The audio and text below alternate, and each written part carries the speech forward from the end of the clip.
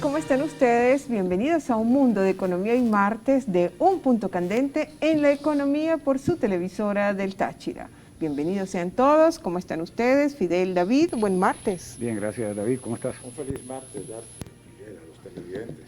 Amén. Bienvenidos amigos. Hoy, Un Punto Candente de la economía, traemos un tema más que candente, decía incendiario, porque... Explosivo. Sí, como los gases de la refinería del Palito. Ajá. La temática nuestra hoy.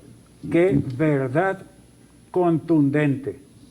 Menos del 5% de los venezolanos tiene capacidad económica para resistir la crisis. Menos del 5% de la población está en capacidad de resistir la crisis. Sí, inclusive hay...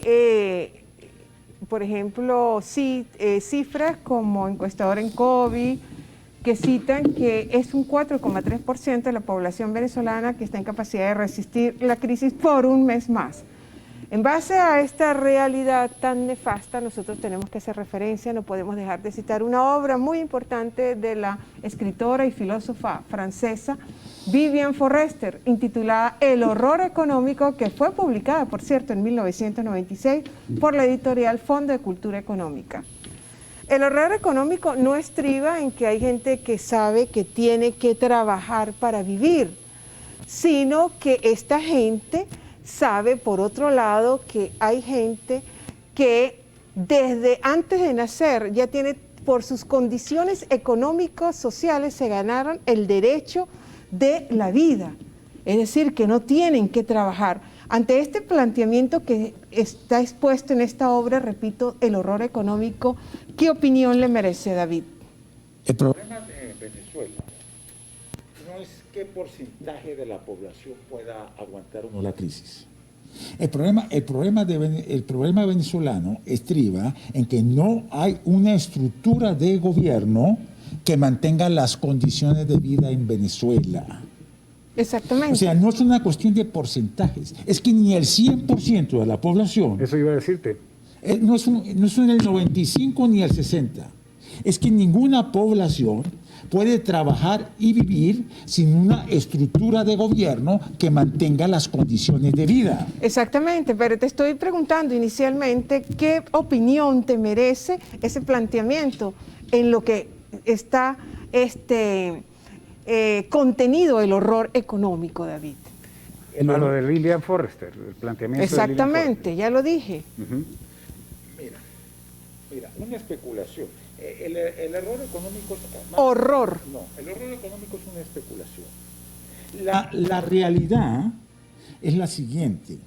Tiene que haber una estructura de gobierno que mantenga las condiciones de vida de la población. Ese es el horror. La debacle económica funciona por ausencia esencialmente de gobierno. No puede existir capitalismo, no puede existir sistema económico sin una estructura de gobierno estable. Yo entiendo tu planteamiento, porque, a ver, lo que dice Forrester, en pocas palabras, es que cerca del 5% de la población podrá cambiar un poquito más, un poquito menos en otros países. Nace con una condición holgada en su vida, ¿no? De manera que tiene garantizado el vivir sin trabajar.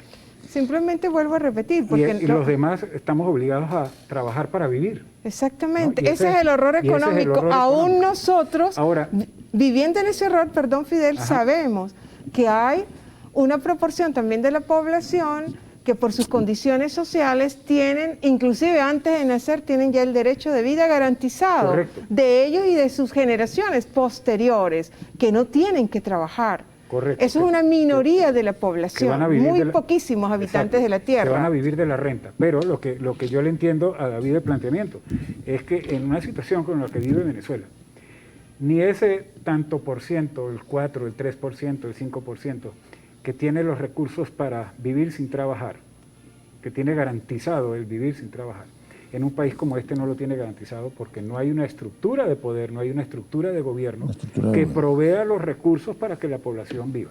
Entonces, ¿cuál es la calidad de vida de quien se supone tiene los recursos para vivir sin trabajar en un país destruido en donde todo el contexto es de permanente agresión a la vida y a la población. En consecuencia, ese grupo tampoco tiene garantizado nada.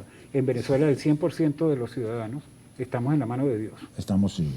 Mira, disculpa es más, que... esos porcentajes son en realidad falsos. Son ¿Te en parece a realidad ti? falsos. Sí, señor.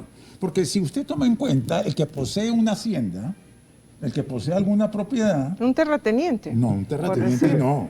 Bueno, Una- un hacendado, pues. un hacendado que tenga 300 hectáreas. Ajá. Ajá, eso es mucho más que el 4% de la población. El que tenga alguna propiedad. Es mucho más del Un 4%. edificio, un apartamento. O sea, esto no se debe ver de porcentajes. Se debe entender que no es una cuestión de cambiar nombres, sino de organizar y estructurar un gobierno que mantenga las condiciones de vida, ¿no? Para no estar en la condición en la que estamos de Estado fallido. Sí. En O sea, Venezuela. o sea, hay una frase dramática que hay que cambiar el gobierno. Eso es falso. Primero usted tiene que organizar un gobierno, que estructurar un gobierno. Y Sí, porque si vas a cambiar por algo similar a lo que tienes, ¿dónde está la cosa? Es decir, hay que cambiar por una estructura. Por una hay que estructura. crear una estructura. hay que mejor crear dicho. una estructura que no existe. Bien, pues eso me hace pensar y que más que lo establecido, los lineamientos, cuando Vivian Forrester en su obra El horror económico manejaba como el desempleo y como el trabajo totalmente que estaban ya cada vez en vías de extinción, el desempleo y atosigando, dilapidando miles de vidas y en los países, inclusive los países de economía de punta, pues aquí en Venezuela tenemos es un súper o un hiper horror económico del cual estamos viviendo y padeciendo todo. Seguimos con este punto candente, pero antes tenemos que ir a compromisos comerciales. No se aparten, por favor.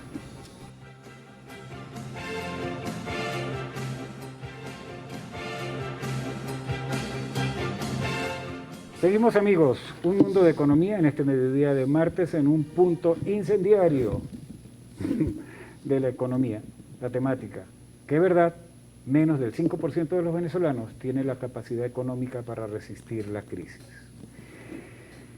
Dado que esto es un hecho y que realmente, como estábamos conversando, el 100% de la población en una situación de Estado fallido como la que vive Venezuela, sin una estructura de Estado, de gobierno que garantice el desempeño idóneo para crear las condiciones mediante las cuales la población pueda tener un nivel de vida aceptable que garantice la vida como tal. En una situación así, tendería uno a entender y hasta a explicarse por qué algunas personas que acceden a posición de poder desesperadamente buscan por cualquier medio lícito o ilícito hacerse de un enorme capital para ver si pueden entrar en ese grupo del 5% o menos que tiene garantizada la vida sin necesidad de trabajar. ¿Cómo lo ves tú, David? Hablar de corrupción. Aclaremos un asunto. En Venezuela no hay un gran dinero, no hay un gran capital. Las fortunas venezolanas, referentes a las de México, por ejemplo, ¿no? dan risa. En cuanto a montos. Las Sí, cantidades, señor. las Si proporciones. usted tiene un hombre en México que vale 15 mil millones de dólares y no es el más rico de México, porque no es el más rico, y el más rico vale 55 mil millones, que es el señor Carlos Slim, ¿no? Ese tipo de capital no se maneja en Venezuela. No se maneja en Venezuela. Estamos hablando No. de acuerdo a las proporciones que hay aquí en No, no, Venezuela, no, con no. el tamaño de la No, no, economía. pero hay una cosa. En una economía similar a la venezolana, en otros países del mundo hay grandes fortunas, con economías similares a los recursos venezolanos. ¿No? De manera que el mito de que hay una gran fortunas en Venezuela es mentira. Es mentira.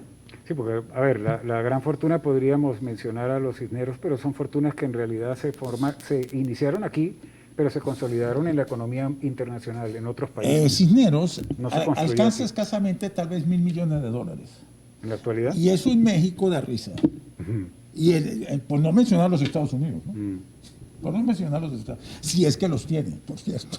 Sí, o de los capitales franceses, ingleses, alemanes, rusos, etcétera. Ujú. Ajá. Y estamos, ajá. Lo que nosotros fracasamos fue en establecer una estructura de negocios en el país que produjera grandes fortunas. Que ¿no? permitiera la producción de grandes fortunas. Sí, Estoy de para acuerdo. un principio de prosperidad. No es cuestión de rico o pobre, sino que tenemos que ser una sociedad próspera. Ese es el término. Sí, porque la prosperidad es para todos. Es para todos. Es para todos. Porque si unos crecen al lado de los grandes árboles en crecimiento, en esa sombra, crecen otros árboles. Correcto. Ese es un principio válido, perfecto. Comprobado, además. Comprobado. Ujú. Comprobado. La dualidad rico y pobre es falsa. Es una manipulación más nada. Y la lucha de clase con consecuencias, o sea, y justamente a través de esa diferenciación, vale preguntarte, de rico y David, pobre. Ujú. exactamente, ¿es Venezuela un mundo donde los habitantes, donde se marca la diferencia entre los habitantes más descarnadamente que en otros lugares, que en otros países del mundo? No. ¿Son aquí más amplias No, las no, diferencias no. sociales, en No, pocas no, palabras? no. En Venezuela las diferencias sociales, Económicos, sociales. así, vamos a meter a los vecinos del norte incluidos, no. Pero el norte que de Santander. No, No, los Estados Ah, Unidos. exactamente, hay que aclararle a No, nuestra audiencia. Los Estados Unidos. Ajá. Los Estados Unidos. No. En Venezuela, la estructura social de los viejos virreinatos, el mexicano y el colombiano, está sumamente estratificada. Sí, pero hablemos en la actualidad, aquí en Venezuela. No, En tiempos contemporáneos. En Venezuela no hay diferencia social. Habrá un problema de economía relativa, y es un problema de economía relativa, no absoluta. ¿No? Venezuela potencialmente puede ser un país muy próspero. El problema de nosotros es la estructura del gobierno o la ausencia de él. Es que eso te iba a decir, potencialmente puede ser un país muy próspero, pero un país para ser próspero tiene que crear las condiciones para que se genere esa prosperidad, ese ambiente de prosperidad. De lo contrario no es posible. ¿Puede construirse en Venezuela las condiciones para la prosperidad? Mire, eso se basa en un principio. En Rusia, por decirle una cosa, la gente dice, el gobierno tiene que mantener la estabilidad. ¿Cómo ellos lo definen? De la economía. No, la estabilidad. La estabilidad Del país, en general. política, Ok. económica, Sí, social. esa es la base institucional del gobierno ruso. ¿Entiendes? Ujú. O sea, nosotros simplemente se cree que el gobierno es aquí una pelea de perros, ahí una carnicería política. Mire, a nosotros nos destruyó el gobierno 3 palabras. El presidencialismo, centralismo y petróleo. Eso fue lo que destruyó la estructura del gobierno venezolana. Mire, ¿cuántas veces Juan Vicente Gómez mencionó la palabra petróleo? Ninguna. ¿Cuántas veces? En público, al menos. Nunca. ¿Cuántas veces Marcos Pérez Jiménez mencionó la palabra petróleo? Porque hay que mencionarlo a él. Habría que revisar todos esos archivos, lo buscar mencionó. las fuentes. No lo mencionó. Marcos Pérez Jiménez hablaba de hacer un programa de infraestructuras. Eso era lo único que hablaba. En las palabras de él. Pero era un programa de Sí, eso era infraestructura. lo que llamaban el desarrollismo. El desarrollismo. Correcto. Él no Crear la mencionó infraestructura. la palabra petróleo nunca. Ajá, eso lo hemos hablado en ediciones Porque anteriores. el hombre que gobierna en Venezuela no menciona la palabra petróleo, menciona de lo que se tiene que ocupar el gobierno. El hombre que menciona la palabra petróleo lo usa como excusa para no asumir responsabilidades. O para manipular. Es lo mismo, Ok. es lo mismo. Ujú. Es una manipulación maligna. Sí, ciertamente. Y de esa cabulla tenemos un cordel, como dicen por aquí. Sí. Amigos, vamos a hacer un corte. Regresamos en algunos segundos con más de Un Mundo de Economía, hoy en nuestra sección de Un Punto Candente en la Economía. Ya venimos.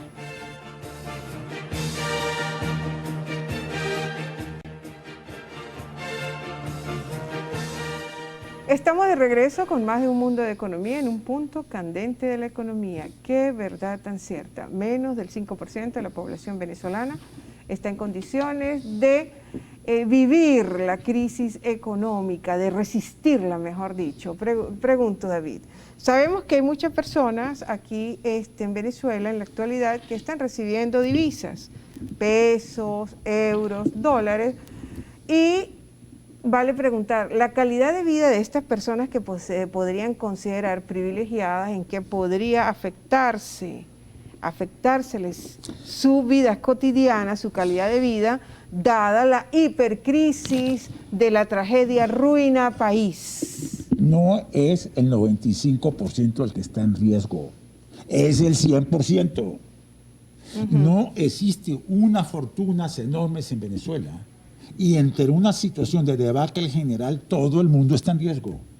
El que tenga recursos relativos o el que no O los tenga. no tenga, exactamente, porque El que no los tenga. se pueden recibir divisas. Es más, puede venir un colapso del sistema de divisas internacional. Dentro de las posibilidades está eso. Claro, no referido a Venezuela, yo te entiendo. Sí, Un claro. colapso global del tema financiero, Sí, del sistema pero financiero. en el caso de Venezuela exactamente no vale de que uno tenga divisas, de que sus ingresos mensuales, semanales sean en pesos, en dólares, en euros.